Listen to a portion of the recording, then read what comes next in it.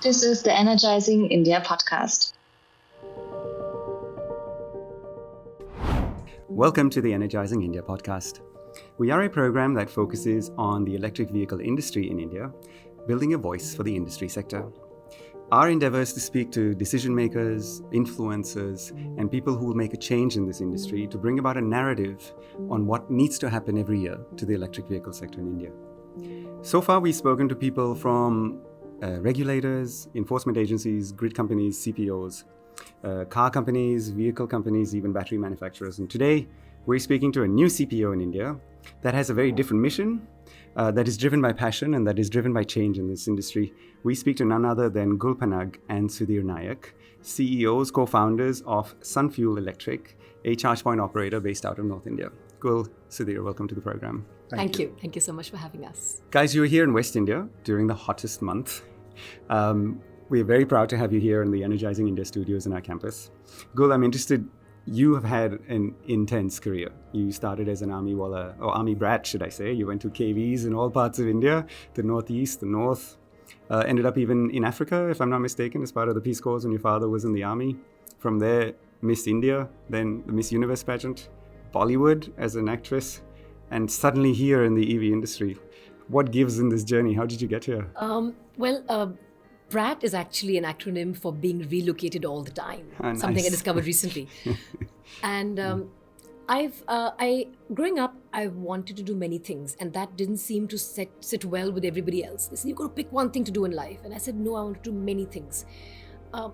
Entering the Miss India pageant was one thing I wanted to do, but it wasn't the only thing. It was not going to be an end in itself. It was a means to many ends. And I chose to, by design and default, chose to go about doing things because ultimately I saw one thing as an enabler of the other. And my acting career has been an enabler of everything else that I've wanted to do, be it entrepreneurship, be it change in society, be it advocacy, be it facilitating debate, dialogue, discussion. So I've always seen my acting career as perhaps about 1/3 of what I do, but it's very important because it is the enabler of everything else that I do. I think Miss India, in retrospect, was an enabler of the acting career. And I've tried to see life as a series of springboards. And I think the EV ecosystem, the electric vehicle ecosystem, is a springboard into the future. And I think it is an enabler of a new lifestyle, of a new ecosystem, of a new way of living. And I want to be part of the party. So if you allow me, I want to drill down in that just a little bit more, because whether you're in Miss India or being an actress, the one underlying factor there is sacrifice, because you're sacrificing so much for that career, right? There's so much that you need to do in order to get there. And yet now you are in the business end of industry, so to speak. I want to ask you pointedly, do you see yourself as an entrepreneur or an advocate? I see myself as somebody who is able to compartmentalize very well. And that's an acquired skill. It's something I learned when I learned how to fly. It's the best decision in my life. And I would advocate it and advise it to anybody who wants to learn to prioritize and compartmentalize. That's one thing learning how to fly does. If your wings broken, you can't worry about whose fault it is or what went wrong into why it turned up like that. Whether you didn't do the walk around correctly and didn't check the airframe. You have to land the plane. So it teaches you A, prioritization, and B, it teaches you compartmentalization. So I like to think of myself as somebody who's good at compartmentalization. What am I? I'm somebody who exists in multiple places at the same time, but only at one place at one time. And that to me is really the essence of living. You can be many things, but in that one moment, you are just one thing. So in this moment, I'm just grateful and delighted and blessed to be doing this podcast and having the opportunity to be heard by so many people. Very nice answer, Gul. Sudhir, so coming to you, you're a very interesting bloke as well. Spent a long time with one of the big fours, Accenture, and people who are working in one of the big fours are very good at telling others what to do, not necessarily doing it themselves.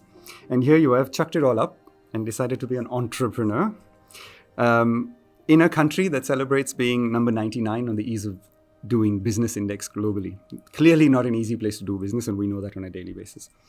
What were you thinking when you gave up the consultancy role and decided to be an entrepreneur? Well, being 99th on that list, I think that's an opportunity as well, because a lot of interesting people are not doing business in India. They've decided to move to California. I keep saying that California is one state which is pulling the world, and all innovation, be it Facebook, be it Google, be it Apple, you name it, is coming from California. Why? Because smart people have chosen to be there. Smart people have chosen to move there, work from there, and an ecosystem of sorts has gotten built there. Not having a similar ecosystem, or not having a similar, you can say, in a competition in entrepreneurship is something which is an opportunity in itself. That's what I believe. And there's no monopoly on innovation. You can innovate anywhere. Why not in India? So I see it as an opportunity, and you get distinguished very easily. And it's a differentiator which is out there. You just need to go and take it, and just be earnest about it. So that's what I did. So let's talk about that differentiation. You then launched with your co-founders. One of your co-founders is Gul. You launched Sunfuel Electric, a charge point operator that's clearly going to be different from the rest. What is that differentiation? So we call ourselves an experiential EV charging ecosystem. So experiential and ecosystem are two differentiators. Now, if I explain the first word, which is experiential, we don't see charging as just that act of putting in the nozzle and struggling with the app. We see it, that experience starts on the highway when you think about charging first. When the name of a preferred charge point operator pops up in your mind, does that give you anxiety, or does that bring a smile on your face? So that's where experience starts. And then, of course, there are tangible elements of it, right from informing the user. How far is the charger? Whether the charger is busy or it's available. Then the entire design, not just of the charger, but of the charging environment. The education of the customer. The post-charging experience. And then, of course, the charging itself. So, understanding and catering to the implied needs of the customer. When people ask me that what is it that is different, I say that we cater to the implied needs of the customer. Most companies rather, it's at the cost of sounding condescending, cater only to the stated needs of the customer. So we are a company that takes pride in catering to the implied needs, or unstated needs, or maybe understated needs of the customer. So I like the word you use, unstated. I'll ask the question which is the pink elephant in the room, the unstated fact sometimes in our industry. Napoleon used to say whenever he was appointing a new general to a front, but is he lucky? And luck usually is a question of timing. And so the question I'd ask you is, are you lucky in that, are you at the right time, or are you a little bit ahead, a little bit behind in your own assessment of a charge point operator that can come to be the preferred CPO in your chosen markets? In 2008, I did a very interesting training from XLRI Jamshedpur by Professor Jomon. And he broke down the definition of luck for me. And he wrote it on the whiteboard that luck is equal to opportunity plus preparedness.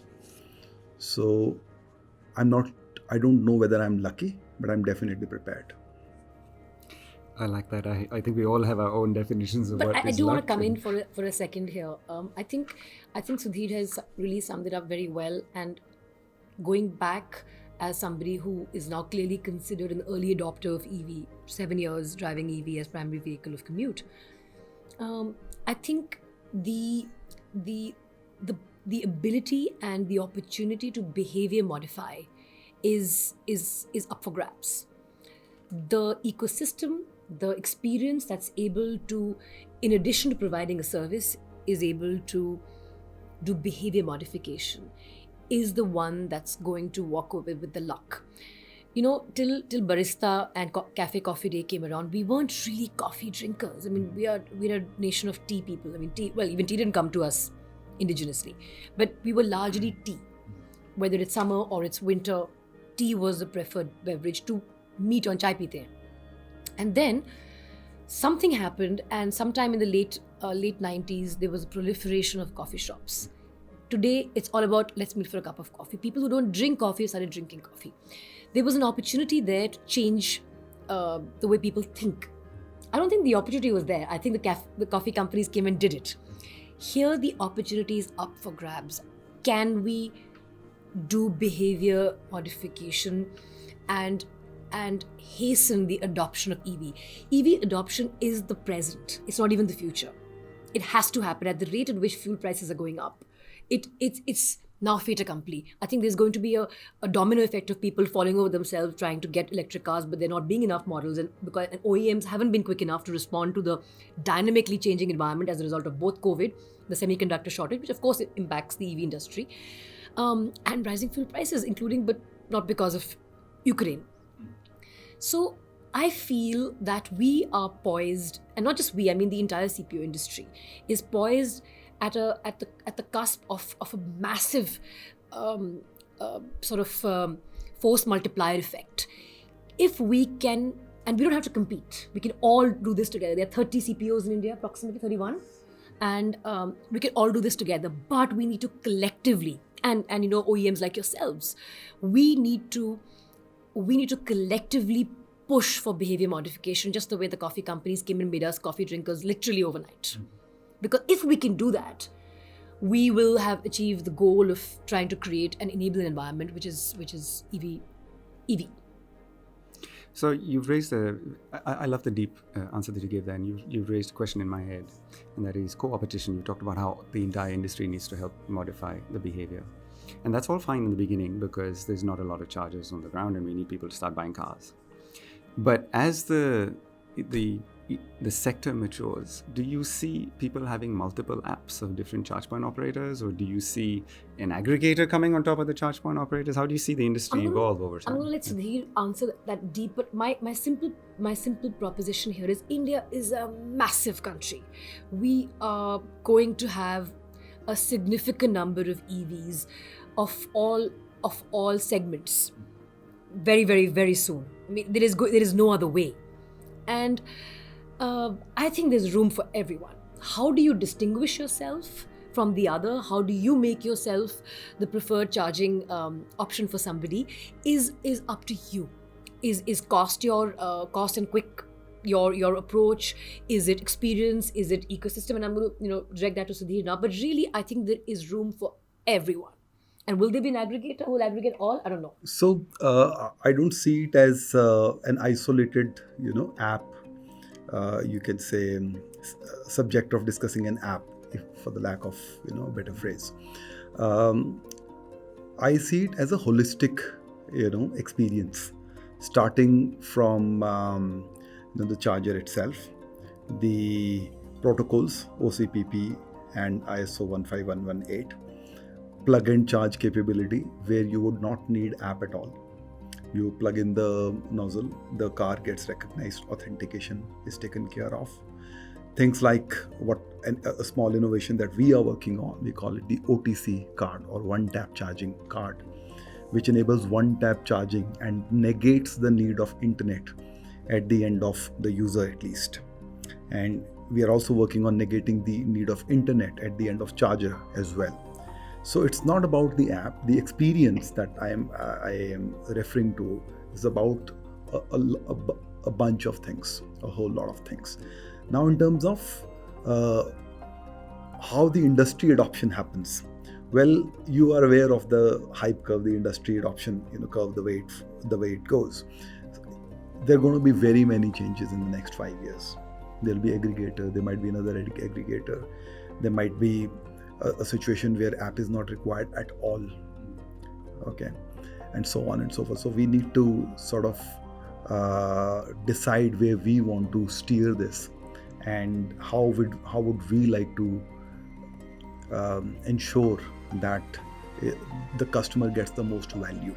It's on us as leaders to decide collectively as to how to make it convenient for the end user. Today, the user is using 30 apps. Next, milestone could be when user has just one app. It could be any, and then there could be a situation when there's no app. You're like Tesla. You plug in, the car gets recognized, and you go. Now that works for a closed loop system. When you have multiple providers, multiple CPOs, then there is an existential crisis happening there with plug and charge, because then it's the box in the car. So that's where we need to go. That's where we need to go. And I think experience is always going to play a big part. And full disclaimer, I don't use American Express. But the entire value proposition of American Express is that they are giving me the same service at a higher cost. And yet, the American Express story continues to... I have to say, I use American Express and it's not the same level of service. So I give it up. It's an enhanced level of service. I gave it up for other reasons. But that is, ultimately there are credit cards and then there's American Express. True. So why is American Express still around, even though it's more expensive, both not just for the merchant, but also for the end user, because you're actually buying a lot. You may get like vouchers in return and all of that, but it is the experience. It's the concierge. It's all of that gets rolled into it. I think it comes down to one word: trust. And a lot of people try to build that. It's trust that you will never be let down by your provider. That the transaction that's a fake transaction will never be billed to you. There's a big system and process standing behind you. And I think it's the same when it comes to CPO. The customer has to trust that when he or she approaches the charger in the middle of the boonies, it's going to be available, it's going to work. And it's not going to die. It's not going to die, and that you're going to get a fair price. So in the end, it comes down to bharosa, being the one that is reliable and trustworthy. If I may add, Ravin, CPO is a service, an essential service. Charging is going to be an essential service. You cannot expect electricity to not be there. You can't expect water or Wi-Fi to not be there. Charging service or on highway is going to be like, that service. So yes, trust is a great word, but I think something even more than that user just takes it for granted that it's there, like it's going to be there. So trust implies, in my humble opinion, that that this particular company is going to provide for my stated need. If there is a word for taking for granted that yes, it's there, that's what we need to that word is what we need to associate with charging service. So my question to you, Sudhir, and you, Gul, is how do you do it, right? I don't stop talking about it because I was in Norway earlier this year. It was minus 10 degrees. I had an Audi, one of the best electric cars, provided by the car rental company. It was on a 10% state of charged. Was told to go to a fast charging station that was most reliable. It had 6 fast chargers. None of them were being used. 4 failed when the car was connected in the snow. 4 failed in a country where 60% of users use an electric vehicle, 60% of drivers use an electric vehicle. So how do you create sustainably resilience, reliability, bharosa, in an environment where everything works against you? The power grid might not be able to provide you, the charger might be not of the best quality, the user is not as adept at using the charger, the car might not be able to accept the charge, as we've seen with some of the recent launches that were rushed to the market. How do you create bharosa? I would refer to your introduction that you said I'm from Big Four, and within that I am a Six Sigma Master Black Belt.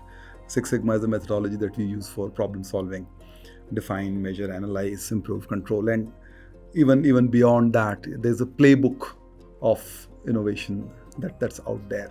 There's hard work required. There's like people like you and me. They need to read that and make sure and be very pig-headed about it, about lifting and shifting innovations. Mouse, for example, was an innovation which was used on Xerox machines first. Someone decided to lift and shift it to the computer industry. The OTC card that we are talking about, we are inspired by Delhi Metro, where they give you a card, you tap it and the gate just opens. It's not trust or anything, it is just you take it for granted. It's there, it is going to happen no matter what. So those innovation needs to be picked and deployed, in service of the early adopter of electric car. And in defense of the entire EV ecosystem, and that includes manufacturers, CPOs, and early customers. These are early days, and I never tire of giving this example. We're in the dial-up stage of the internet, when you had to wait for hours to get connected via your BSNL / MTNL connection. But that didn't mean you didn't get on the internet. The journey took a while for it being now a necessity, for there being internet in every home, because nothing works without email, nothing works without internet usage. That journey needs to be shortened, and therein lies the opportunity. How quickly can we refine? How quickly can we lift and shift? How quickly do we innovate to shorten that journey? Because internet is part of reality. Had we realized this earlier, life would have become so much more convenient. I don't want us to go through that journey as far as EV adoption is concerned, and take that long to refine. I think with all of us putting our minds together, and I mean, this is where I feel, while there may be competition, but there are so many of us vested in the EV ecosystem. This is a time for us to work together and make sure that we shorten that journey, and B, lift and shift, and not necessarily reinvent the wheel where it's not needed. Find solutions that shorten this journey and make people start living the EV life, and making them wake up and realize what they've been missing before the EV era. You only need to drive the EV once to realize what you've been only missing. Need to drive it once. And I keep telling people say, oh, you're an eco warrior. I'm not really an eco warrior. I'm a self-proclaimed motorhead. But the joy of driving EV is phenomenal. Mm-hmm. There are people who haven't converted, who miss the noise and all of that sound. But for me, how quick it is, how great it is to drive. As an auto enthusiast, it is my first choice of vehicle. I've been stemmed in by the fact that we don't have enough options yet, and I think that's going to change very, very quickly. Very quickly. You're absolutely right. So on this program, we talk to a lot of car OEMs, as you know. 2022 is the fallow year almost. You'll have a couple of launches. The Kia EV6 will be launched later this year. The Hyundai Ioniq hopefully is coming. But the big year of launches is going to be late 23, early 24. Also, in the discussions that we've had with everyone, Gul and Sudhir, our own assessment on Energizing India is that the people buying ICE vehicles, particularly cars, now in 2022, are likely making the last decision to buy an ICE vehicle. Last ICE car, yes. As soon as the next car comes up in 3 or 4 years, the natural choice will be an EV, because not only will you have a plethora of choices to buy from, it'll actually be cheaper. Not the buying cost maybe, but the whole operating maintenance cost, the driving experience, the opportunity to charge anyway, everything's going to change. So, in fact, if you were to ask the question of chicken and egg, what comes first, the vehicle or the charger, it has almost been answered now, isn't it? The question is, the vehicles aren't available, people aren't making the decision. It's actually up to companies such as you to go in now and create the infrastructure so that in 2024, when those choices are available, it's a no-brainer. It's a no-brainer. It's a slam dunk, so to speak, yeah. So chicken and egg story, in my view, is overrated. I would rather use the word information asymmetry insofar as the fence sitters who are not buying an EV is concerned. Gul would agree with me as an early adopter that 9 out of 10 times we charge at home. Home charging takes care of 90% of your all travel, especially in smaller cities where the commute isn't that much, or people who barely go out of town. Electric is the choice which can be made as of yesterday.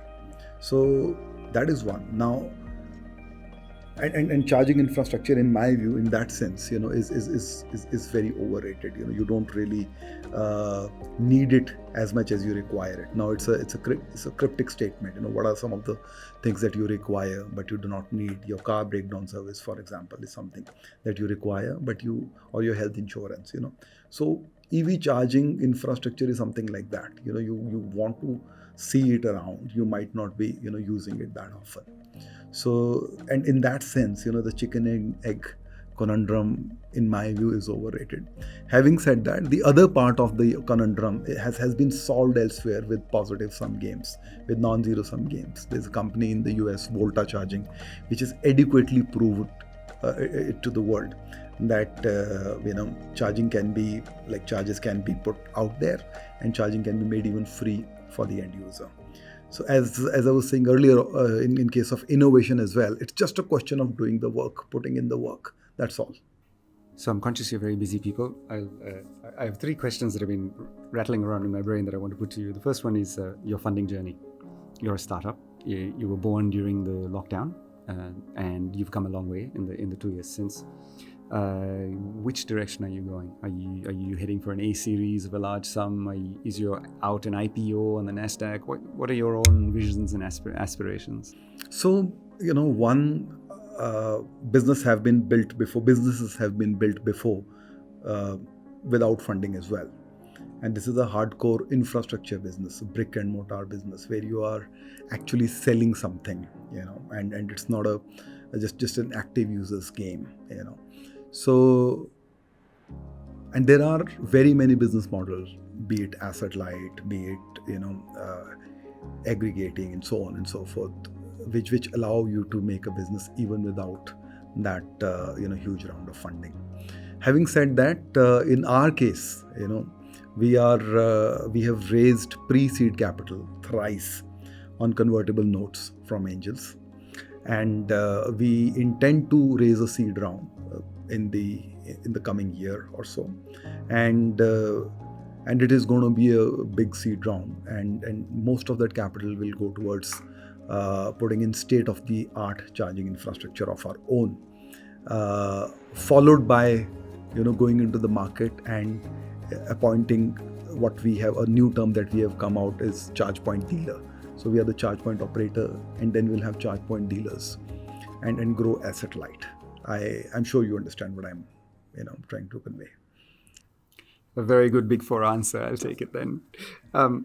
Gul, Mahatma Gandhi had once mused that prior to the railways, India was a concept as a nation. It wasn't really an agglomerated nation, but it was only after the railways came and somebody from the north could take a train to the south in a matter of days and end up in Madras or in another part of South India, and notice that people prayed the same, had the same habits, ate the same, that the concept of a nation began to ferment within the populace, not just the politics of the country.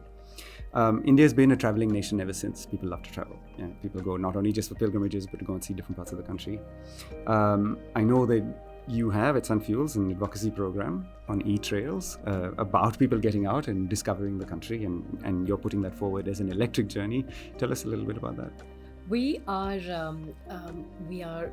delighted that we've got a lot of partnerships in place for our Great India Road Trip, which is going to be an EV road trip, wherein we will have hotels every 4 hours already EV enabled through our hospitality partners, for whom we are providing the EV charging amenity. And I think it's only when people start getting out of cities and exploring, not just going from a place to another place because they have something to do, but when you're traveling for the sake of traveling, when you're traveling for joy, when you're traveling for the journey and not the destination, is when you will truly begin to experience the joys of the EV ecosystem. And that really is e-trails is that property, is that IP that we are in the process of building, and we are looking to make it grow and make it a huge affair in the next few months. It's an all India road trip. Yes. So e-trails is our community of EV users who are going to travel together, dance together, sing together, and make happy memories together. And so that's what e-trails is. So one of the things about e-trails is if you were to drive from Delhi to Kanyakumari, you're going through the boonies a lot. And the problem with the boonies is infrastructure, and grid availability power becomes an issue, right? So you might be in a village or in a town where when 20 vehicles turn up and they want to charge, you might be putting a little bit of strain on the system. What are your thoughts on India's infrastructure capability to be able to support the growth of the EV industry? I know it's close to your heart, Gul. So it's, I think as far as e-trails is concerned, because we have a hospitality partner who buys into the idea of the Great India Road Trip, and I'm going to take it another time in case we want to keep it in the area, because we have Radisson Group supporting us on our Great India Road Trip.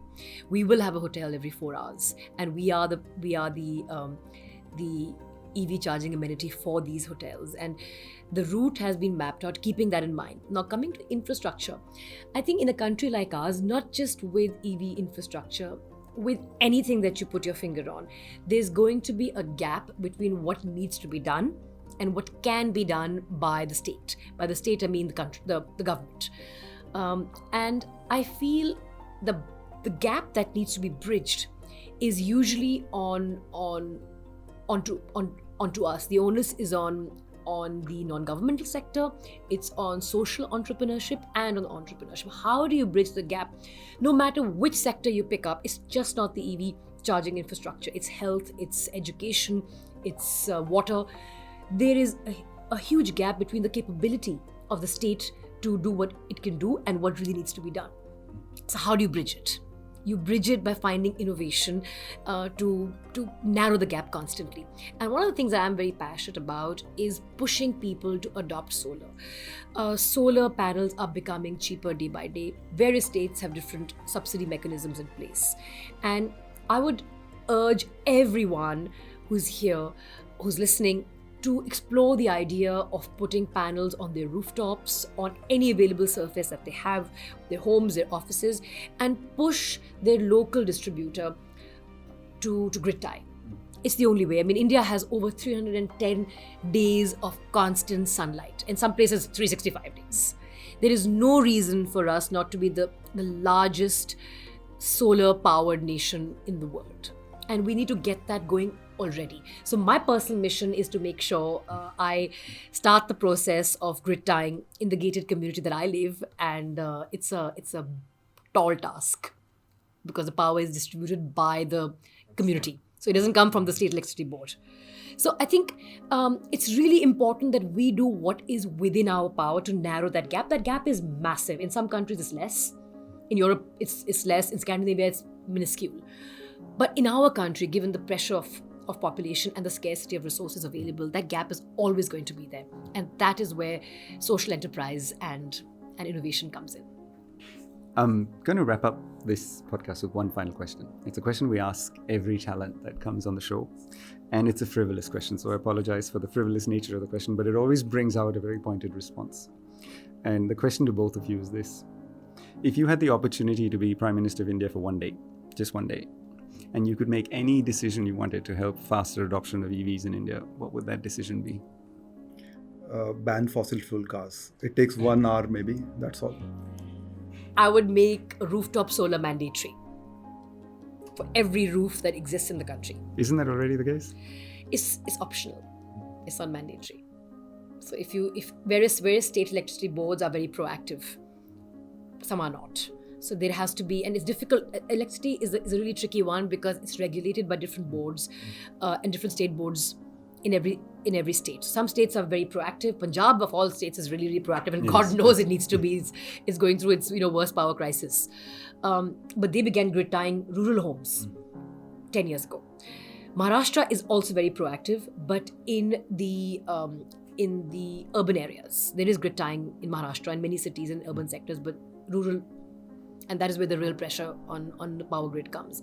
So I think it has to be made mandatory, and we need to find a way to do it. And I'm going to put the bureaucrats on the job to figure out how they're going to do it, because that's their job.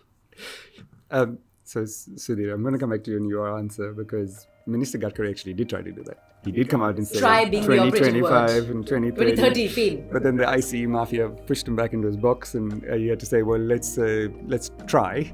Then so it became a hard target to a let's try to a hope, and now no one wants to touch it. So to be fair to him, it's very different from being in actual shoes versus being in a podcast studio and just imagining it. But having said that, I think a word of praise here for Mr. Gadkari, what he has done with his vision for the country and how he's actually worked on the vision in the last 7 years is truly remarkable. I think he's a man on a mission, and I would like to see this man as Prime Minister one day. I think he has really, really, really pushed the cause of EV, and not just EV. Road safety as well. It's road safety. I think what he has done for the entire transportation ecosystem is more than perhaps a couple of his predecessors put together. I completely agree with you. Yes. And I would second that, and I would want to add to that. I think this is the most important part of, because what government can do, on the cost of sounding contradictory to what we were discussing this morning, that Uber solved the transportation problem, which governments couldn't solve. But there is a part that government needs to play, and Mr. Gadkari has been a man on mission. I have not been to his office, but they tell me that there's a picture of an American president in his office, who famously said that America is not a superpower. America does not have great roads because it is rich. America is rich because it has great roads. Absolutely, I love it. What a great answer. So Mr. Gadkari has been a man on mission. So salute to him. I like that. In fact, I wonder if we can make that our motto. India is not great because we have ICE, but because we have EVs on the roads. Well, let's give him that motto. Changes. I hope that changes over the next few years. Gul and Sudhir, it's been an absolute pleasure to have you on our program. Learned a lot. Very exciting, the mission you're on. We'd love to have you back on the show as you grow to tell us what's happening. Good luck, Godspeed, safe travels. Thank you very much. Thank you for having us. Thank you so much. Thank you.